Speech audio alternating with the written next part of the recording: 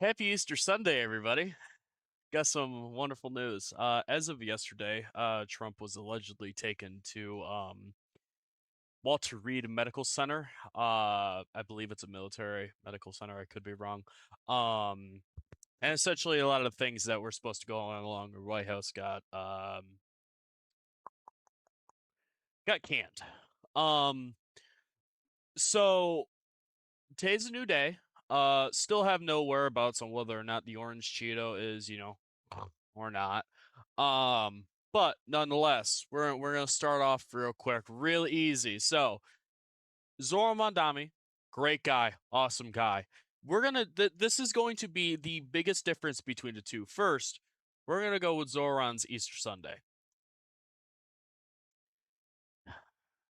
Happy Easter, New York. Today, millions of New Yorkers celebrate the resurrection of Jesus Christ and the victory of hope over despair and faith of fear over fear.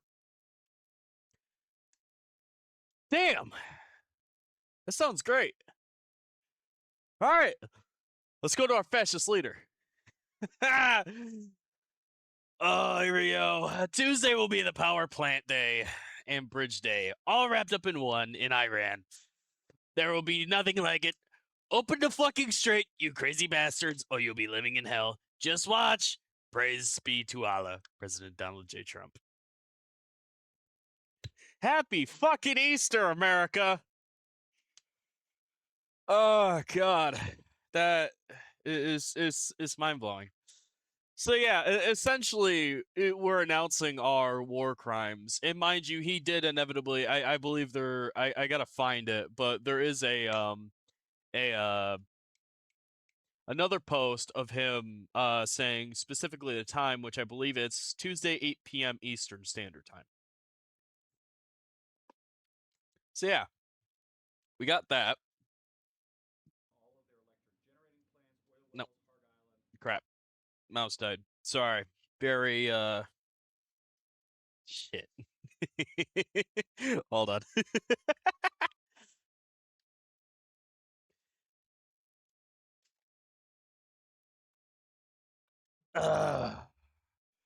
All right, my apologies. My apologies. I made mistake. I made mistake. Hey, we got the mouse. All right. So, um, let's see. I did have okay. All right. We'll go to this one. We'll go to the next one. So, Caroline Nolip Levitt, and with a reporter, why is Trump threatening power plants and desalination plants if the U.S. says it does not target civilians? Morning about his threat that on leaving Iran, he said we might blowing up and completely obliterating all of their electric generating plants, oil wells, Harg Island, and possibly all desalinization plants. Under international law, striking civilian infrastructure like that is generally prohibited. Why is the president threatening what would amount to potentially a war crime with the U.S. military? And how do you square that with the administration repeatedly saying that the U.S. does not target civilians? Look, the president has made it quite clear to the Iranian regime at this moment in time, as evidenced by the statement that you just read, that their best move is to make a deal, or else the United States Armed Forces has capabilities beyond their wildest imagination, and the president is not afraid to use them. That's not what I said, Garrett. And you're saying the word potential for a reason, because I'm sure some experts are telling you that in your ear to try to ask me that question. Of course, this administration and the United States Armed Forces will always act within the confines of the law. But with respect to achieving the full objectives of Operation Epic Fury, President Trump is going to move forward unabated, and he expects the Iranian regime to make a deal with the administration. To that end, which of those objectives would destroying a desalinization plant most help? Haley, go ahead. Thanks, Caroline. I want to follow. I would have loved to hear the answer to that guy's question. I would have loved to. But okay, so here's the thing. Here's the thing. If you destroy every desalination plant in the Middle East, here's the thing. That entire place is rendered useless. Now, mind you, he had an entire immigration problem, which is why we've had ICE throughout our entire country taking legal citizens and people that were trying to become legal citizens. Mind you, none of these people were criminals. None of them were. None of them were committed crimes or anything. Just purely based off of their skin, the way they speak, or whatnot. And, you know, we had the unlawful searches, unlawful trespassing of homes without proper warrants and all. But mind you, if we blow up desalination plants, we will render the entire Middle East fucking useless because of the fact there will be no water. So not including the fact that there will be millions of dead civilians due to the fact of no water, you will have all these Middle Eastern people leave the area because it is literally unlivable. There's no water. And then if you take that fact, they're going to go to other countries, whether it's European countries, Asian countries, US, Canada, or North America. Lo and behold, he is going to cause the one problem that he's been trying to fucking get rid of. Not even to mention the fact that, oh, right, we need undocumented immigrants because they're willing to do the work that no general American citizen is willing to do because they are willing to work their fucking ass off to have a proper living and actual quote unquote freedom that we supposedly have in this godforsaken country. Take that in next time. Quite literally, how long has it been since we've heard the term deport them all? It's been a minute. Why? Because he realizes these people are fucking needed. Onward. Now, here's my thing. Open up the fucking strait. Supposedly, we don't need it. We haven't ever needed it. From the words of him himself. Oil through the Hormuz Strait. Oh, sorry. Was really in the U.S. interest My bad. opening that back up, and whether that was a chief demand of his. The United States imports almost no oil through the Hormuz Strait and won't be taking any in the future. We don't need it. We haven't needed it, and we don't. The countries of the world that do receive oil through the Hormuz Strait must take care of that passage. Go to the strait and just take it, protect it, use it for yourselves. I mean, so what is it, Zolan? I mean, is that the objective now? Because he's been saying we don't need. He said time address. We don't need it. We haven't needed it, and we don't need it. And now he's saying open it, or there will be a living. So we supposedly don't need it, but he wants it open. Mind you, the fucking thing was open before this entire war started. And not even to mention we were in negotiations the entire time, and then we proceeded to bomb them, even though the Ayatollah accepted every single nuclear fucking circumstances that were in the terms. Mind you, they never made a fucking nuke. Want to know why? Because the Ayatollah didn't like the idea of nukes because it was against their fucking religion. But guess what? Their son is now the new Ayatollah. And guess what? He's significantly more fucking radical than his father. Not to mention, his entire bloodline's basically been killed because of the bombs. And the fact that now he is up to the pedestal. Not even to mention that the entire military of Iran has been decentralized. So you have some people doing this, some people doing that, where you have some of the people saying, we want to attack these Gulf Arab states, and then the other ones go, fuck that. There is no one to fucking negotiate with. And not even to mention the fact that you are going to have someone that's willing to make a fucking nuke because you killed his entire family. There's no fucking words.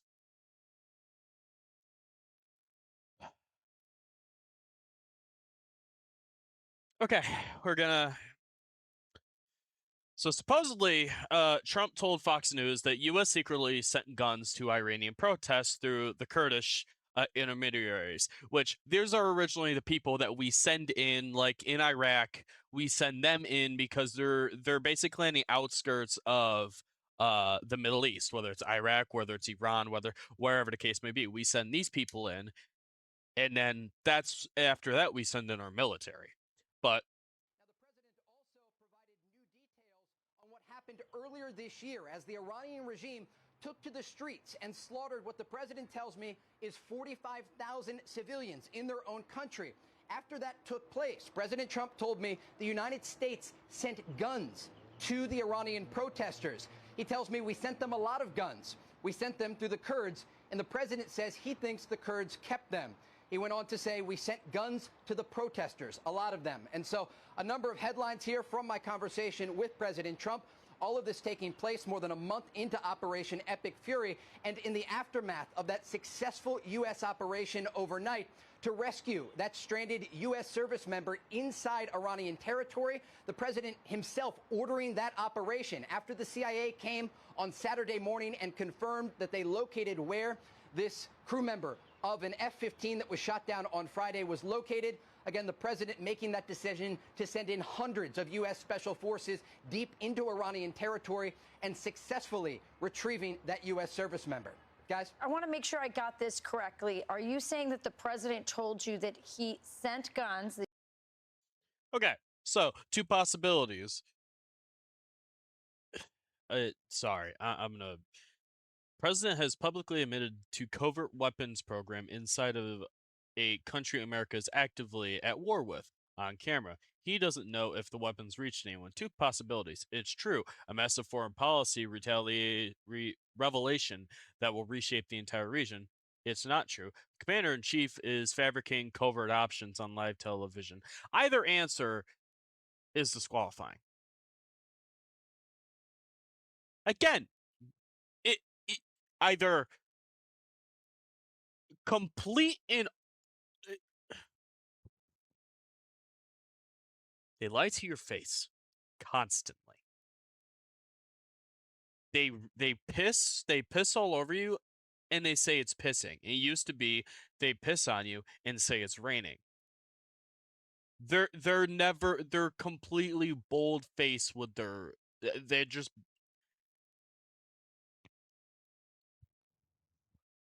sorry. Let's go to the next one. All right. So this again, as it says, not AI. Trump says this. Let's listen here. We don't lose wars. Sometimes we don't fight to win. You know, we'll stay around the country for 15 years, just bomb the hell out of everybody, make everybody miserable. Nobody knows why we're there, you know, the wars that never end. We don't lose wars.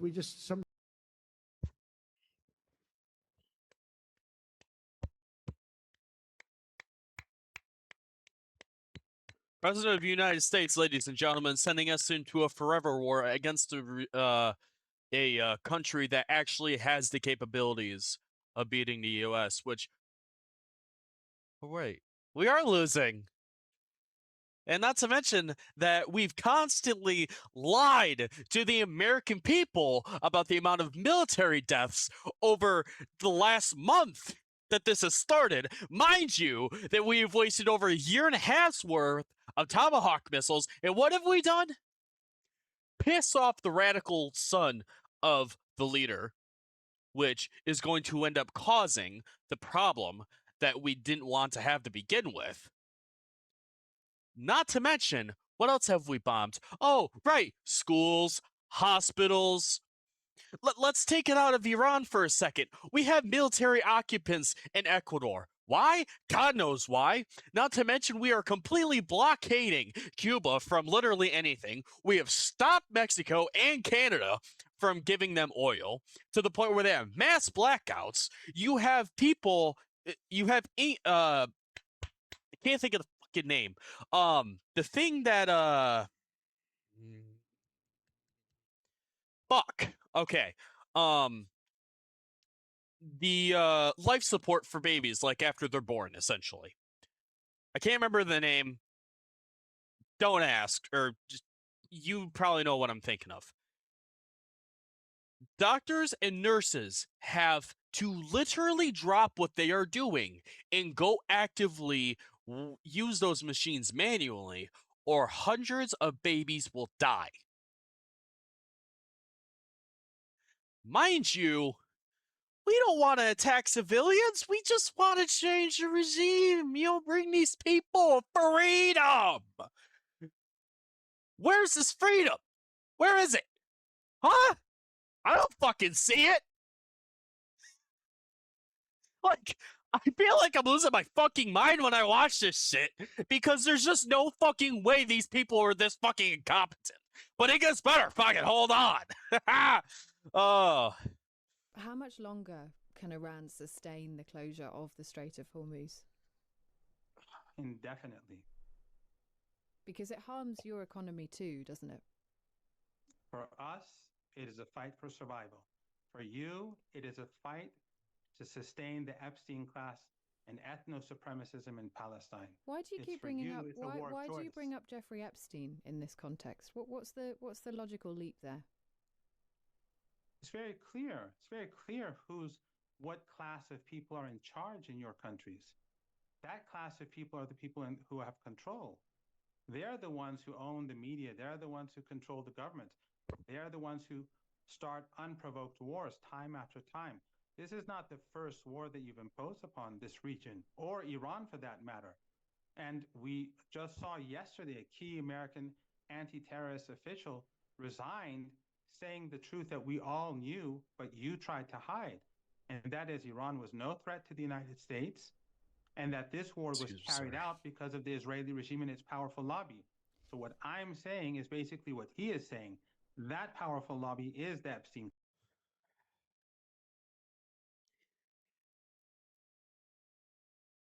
I mean, need I say more? Need I say more on why we do all this? Because the president of the United States is fucking compromised because of blackmail that Jeffrey Epstein has on him of fucking children that Israel has. So he basically has to do everything that Israel says, which is why we've been complicit in a genocide, not including Joe Biden, because he is also a piece of fucking shit and a war criminal. But I digress. They have multiple things of evidence of him fucking kids because every single building that fucking piece of shit owned was bugged to the high heavens. And yet somehow you brain dead red hat troglodytes fell for this shit again. How? Okay. I think this is the last thing about Trump. Okay, cool. Yeah. This is about his son. So, scandal. The person you see in the video is his son, Barron. Now, I'll explain to you how he became a millionaire in one day.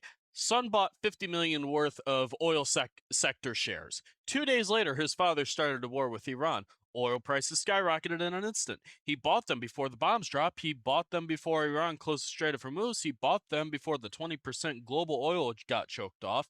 And he bought them before crude oil prices hit levels not seen since 2008. And a small-time investor turned into a billionaire overnight. This father-son duo has ruined us all. Anytime you hear Trump say the words, "Oh, talks are going great. They're going great. They're going great. Yeah. We're talking with Iran. Yeah."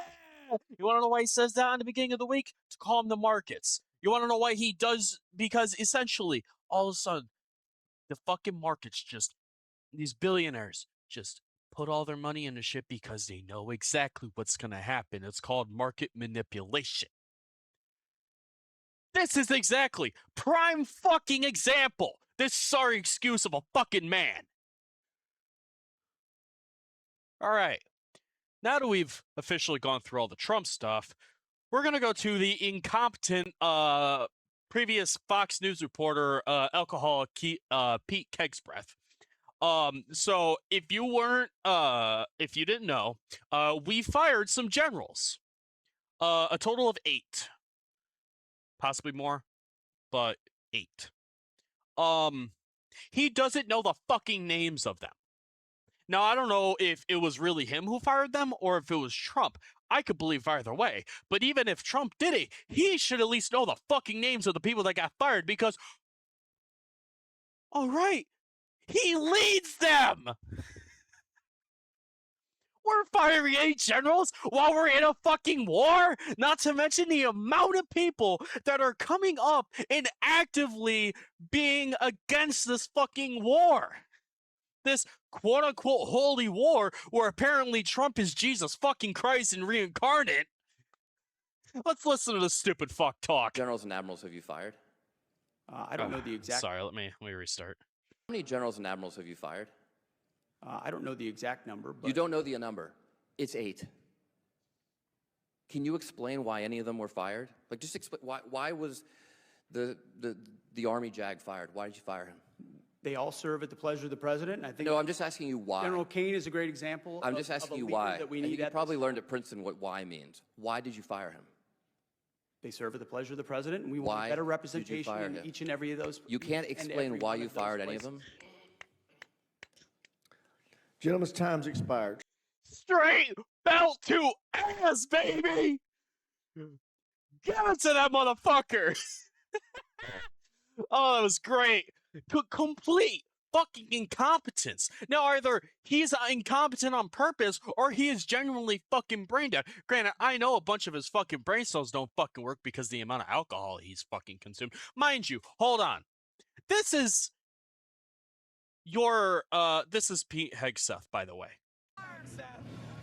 Duncan Dad on New Year's Eve. Gunner got Let's go into a couple more things. Now, Pete Hegseth has some children. Let's listen to the allegations here. Fully investigated, and I was completely cleared. And I am so grateful for the marriage I have to this amazing woman behind me. You've admitted that you had sex at that hotel in October 2017. You said it was consensual, isn't that correct? Anything, You've admitted that it was consensual, and you were still married, and you just had a child by another woman. again, How Mind you, you can see in his eyes he's trying to come up with something to spin the fucking narrative.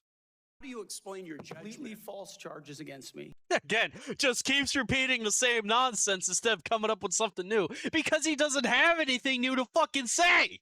You Fully investigated, and I was completely cleared. You have admitted that you had sex while you were married to wife 2 after you just had fathered a child by wife 3. You've admitted that. Now, if it had been a sexual assault, that would be disqualifying to be Secretary of Defense, wouldn't it? It was a false claim then and a false Secretary of War Crimes, actually. claim now. If it had been a sexual assault, that would be disqualifying to be Secretary of Defense, wouldn't it? That was a false claim. So you can't. He won't even answer the fucking question. Like, it's literally a simple yes or no. The dude's not even asking him to say yes or no if he did it. He's literally just saying, if this were to be true, then you would be then said person would be disqualified from Secretary of Defense, right? He can't even answer that fucking question. What? Talking about a hypothetical. So you can't tell me whether someone who has committed a sexual assault is disqualified from being Secretary of Defense? Senator, I know in my instance, and I'm talking about my instance only. The question wasn't about your fucking instance, you stupid fuck. It is just in general if it was somebody else's shoes and not yours. It was a false claim. But you acknowledge, that you cheated on your wife and that you cheated on the woman by whom you had just fathered a child. You have admitted that. I will allow your words to speak for themselves. You're not retracting that today. That's good. I assume that. Oh, I love it. I love it. All right. That's gonna go for later. All right, so this is taking an example of what's running our country right now. Trump has 5 kids with 3 women he cheated on. Elon Musk has 14 kids with 4 women he cheated on. Pete Hegseth has 7 kids with 3 women he cheated on. RFK has 7 kids with 3 women he cheated on. The Republican Party protects pedophiles. Family views my ass.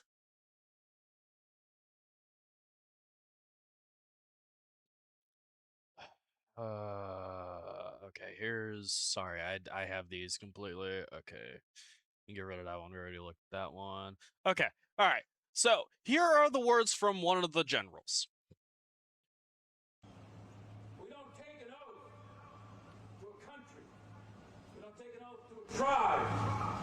We don't take an oath to a religion. We don't take an oath to a king or a queen or to a tyrant or a dictator. And we don't take an oath to a wannabe dictator. We don't take an oath to an individual. We take an oath to the Constitution, and we take an oath to the idea that is America, and we're willing to die to protect it. Now, here's the thing. I need to make this very clear about my perspective on this entire thing. If you decide, basic thing, first thing you understand when you become a military person, regardless if it's Marines, regardless of which branch it is, you must refuse illegal orders. The people who let that fucking strike on that all-girls school with the girls between ages 7 to 12, they deserve to rot in a fucking jail cell for the rest of their fucking miserable life. Anybody complicit in this and isn't pushing back on this, I don't give a fuck the consequences of what happens. The consequences of what happens is not at all near the consequences on if you follow the orders of these pedophile protecting fucks. So, I say this with all due respect, regardless if you're my friend, my family, I don't care at this point. If you choose to go fight this Epstein war, and something happens to you, you become disabled, you die. Maybe, just maybe, you should have picked the right side of history, because then maybe you would still have your limbs. And I know, that sounds bleak, that sounds terrible. Fucking cancel me. I don't give a fuck. I want my military members home. They need to be home, be alive, and not in a senseless war where we are getting our fucking asses kicked. What war have we won? I'm not even counting World War II, because the only reason we fucking participated was because of Japan. And there's questions about that. Mind you, us participating created the single most devastating bomb in all of human history.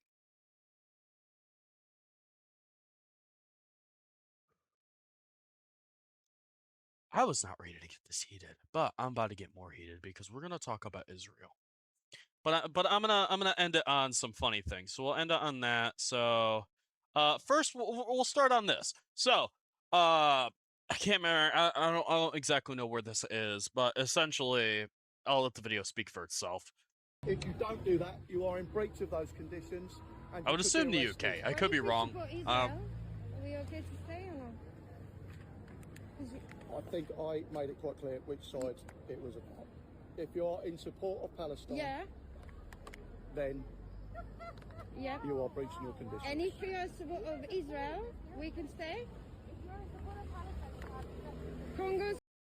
He doesn't want to say the he doesn't want to say the loud part. Sorry, loud part out loud, because he knows he's on camera. You're not allowed to show support for a entire generation of people that have been slaughtered for over 70 years. Mind you, the fact that their land was sold to Israel for what? It wasn't even their choice. And mind you, there is many videos of these Jews being taken from a boat from the British over to Palestine. And what do the Palestinians do?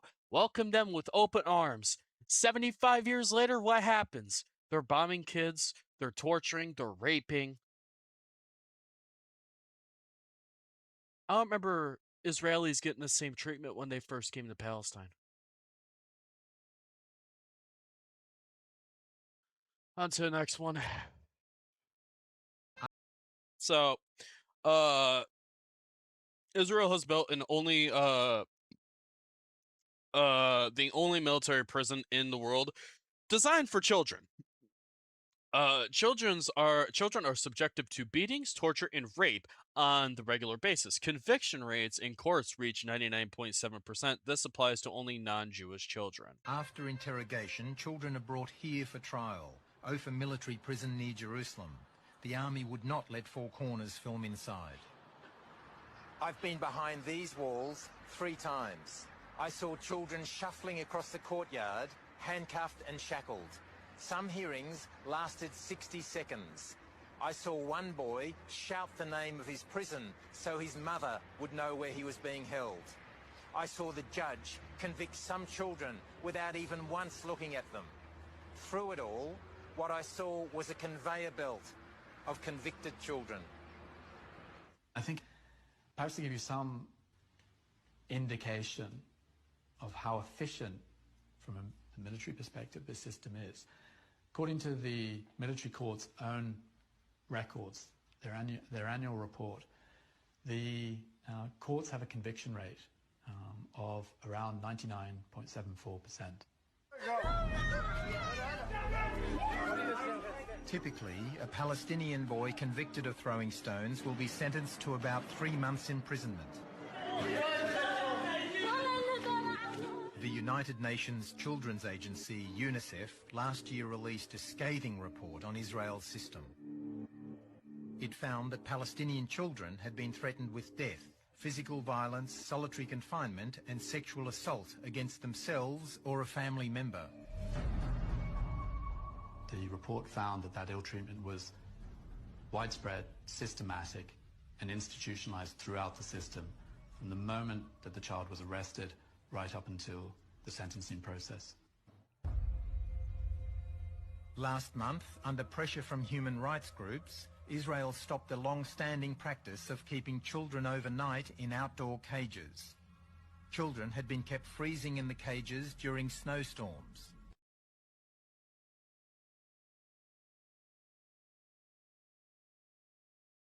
I don't care if I don't live to see 50 or 60 or even 40.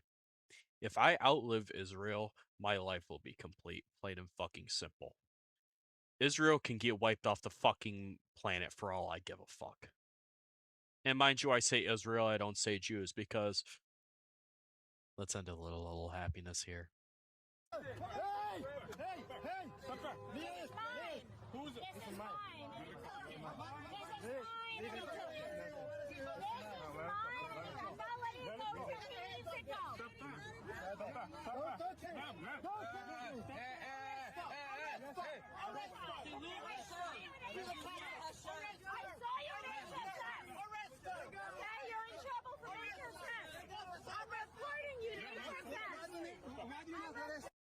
Hold on. I need to find something. Zionist mad at is Jewish mad at fuck, what is it called? Pro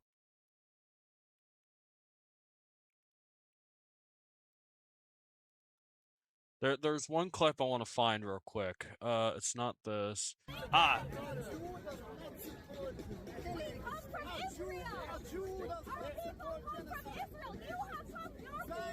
Zionism is a political movement which is causing bloodshed. What is a bloodshed? That's where our family is from. I'm from Israel. How can you hold that flag? This is because the actions of the Zionist people, they are responsible for the bloodshed. That's where ancestors. We lived in a beautiful peace. We lived in a beautiful peace with Palestinian people for hundreds of years. How can you say that you're not a Jew? You're not a Jew. How dare you? When Zionism came in, they caused their bloodshed. They caused rivers of bloodshed. How can you say that you're Jewish? How can you change your own people? Who is a Jew? We're Jews. This is our people. He was against Judaism. We're all Jews here. Yeah, so how are they saying that? Because they believe in God.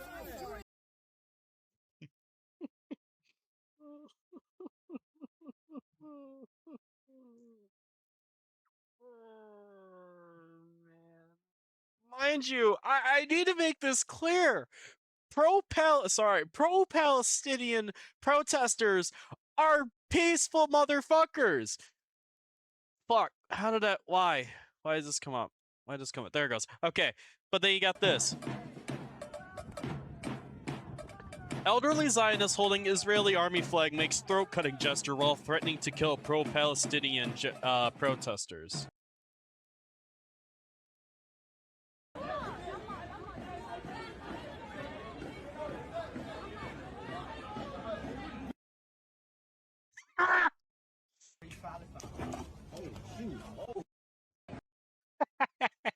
All right.